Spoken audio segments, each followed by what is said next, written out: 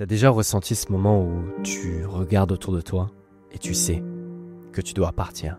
Tu te dis qu'il doit y avoir un endroit où je peux vraiment me sentir bien, vivre et être heureux.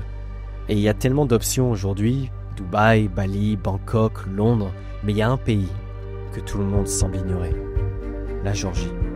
Et quand tout le monde ignore un endroit, il doit forcément y avoir quelque chose d'exceptionnel à y trouver. Alors, j'ai pris un vol Dubaï-Géorgie avec mon ordi et une valise en n'ayant absolument aucune idée d'à quoi ressemble le pays. Dans ma tête, la Géorgie, c'était des routes saccagées, des barres d'immeubles soviétiques, des tanks et un ciel gris toute l'année. Et c'est exactement ce que j'ai trouvé. Enfin presque.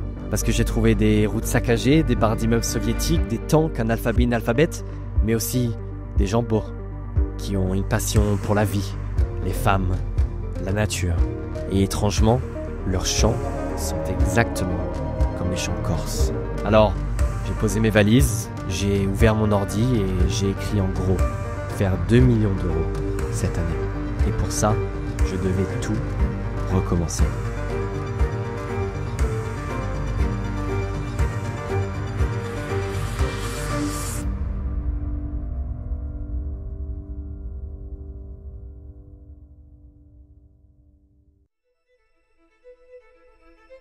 J'y étais, ma nouvelle maison.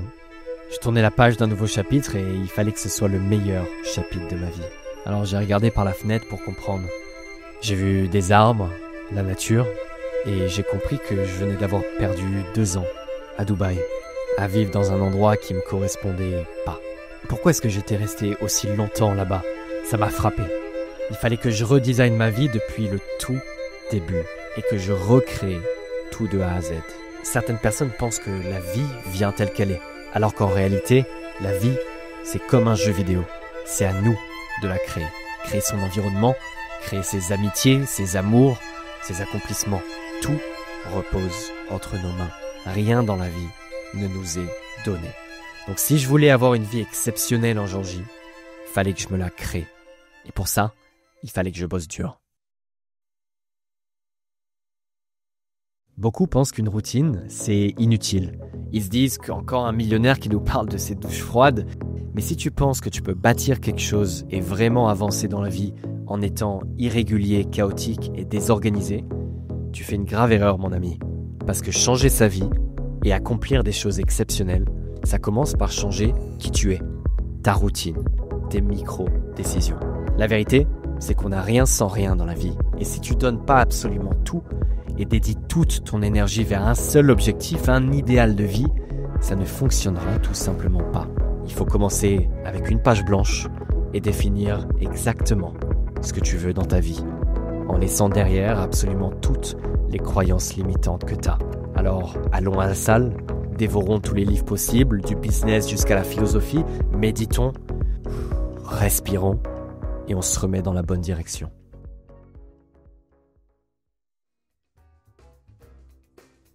Maintenant que j'ai ma routine, faut bâtir mon empire. Un jour, tu vois, il y a un grand entrepreneur corse qui m'a dit « Louis, dans la vie, on fait rien tout seul. » Alors, j'ai compris qu'il me faut un bureau et une équipe. Le seul problème, c'est que ici, je connais absolument personne. Je peux demander dans la rue, après tout, il faut juste quelqu'un qui parle anglais et qui veut bien s'embarquer dans mon aventure, mais non.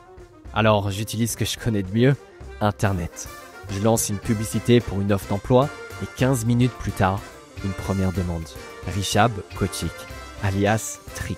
Attends, quoi ? Un Indien en Géorgie ? Alors je prends mon tel et je l'appelle. Et le mec, c'était un génie. Alors je l'invite au bureau, on parle 30 minutes, je lui propose un job, il accepte. Et on commence à bosser jour et nuit. Je comprends à ce moment-là que grandir un business, c'est une aventure avant tout humaine. Faut motiver son équipe, toujours être là le premier et partir le dernier. Et puis, même quand on rentre tard à la maison, on a toujours des choses à finir.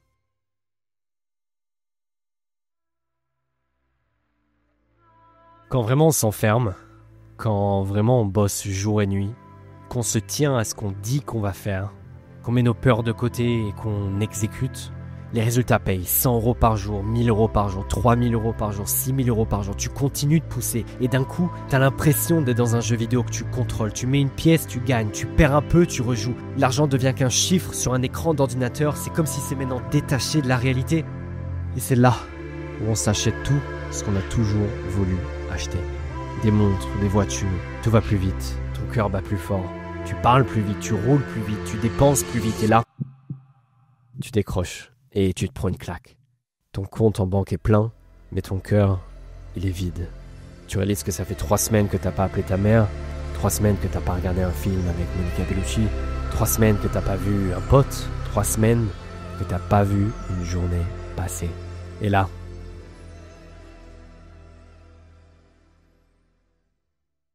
tu réalises qu'au final, tout ce dont t'as toujours eu envie, c'est simplement de pouvoir profiter librement des choses qui t'ont toujours rendu heureux. La nature, d'être bien entouré, de connaître vraiment l'amour et monter un business qui te plaît. Mais le faire pour les bonnes choses, dans la bonne mesure. Et pas de continuellement dépenser plus, gagner plus, dépenser plus, mais d'atteindre la liberté absolue.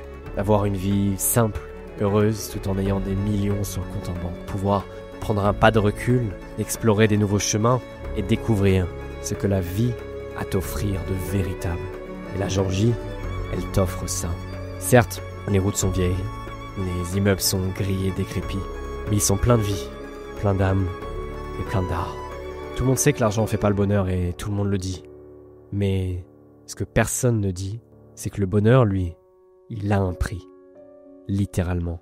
Et de tous les millionnaires que je connais, très peu sont prêts à vraiment le payer pour être heureux.